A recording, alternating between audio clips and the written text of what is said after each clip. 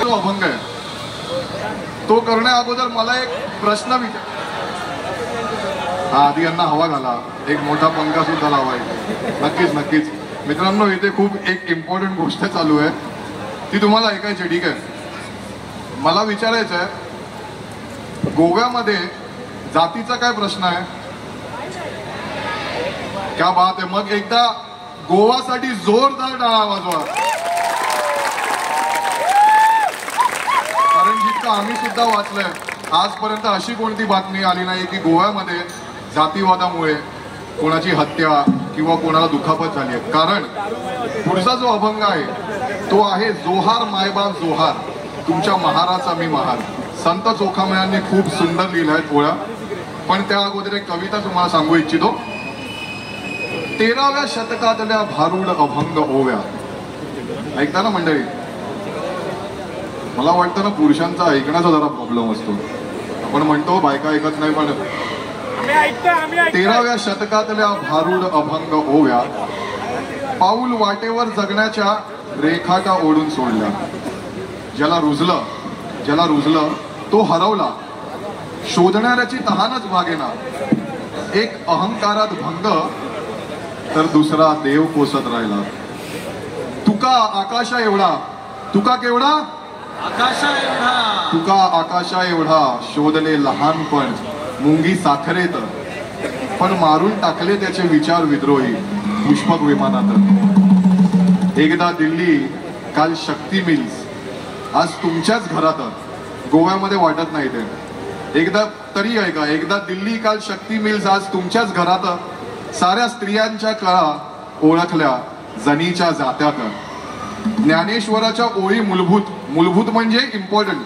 ज्ञानेश्वराच्या ओळी मूलभूत, एकनाथाचा माणसातला भूत.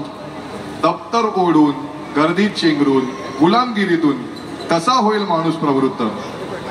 काल तर मरून गेले, उद्याचा जन्मच ठाऊक नाही. ऐक नाही, काल तर मरून गेले, उद्याचा जन्मच ठाऊक नाही. जीवित आज आहे तरीही आजचा पाखरू का उडत नाही. आणि आजचे पाखरू सर्व आपण आहोत, आपण माणसं. तरीही आजचा पाखरू का उडत नाही. द्वेष, मत्सर, राग, भय. द्वेष, मत्सर, राग, भय. क्षणात विचार बेरंग. प्रेम आणि सत्याचा जो आरसा, तोच कायम अभंग.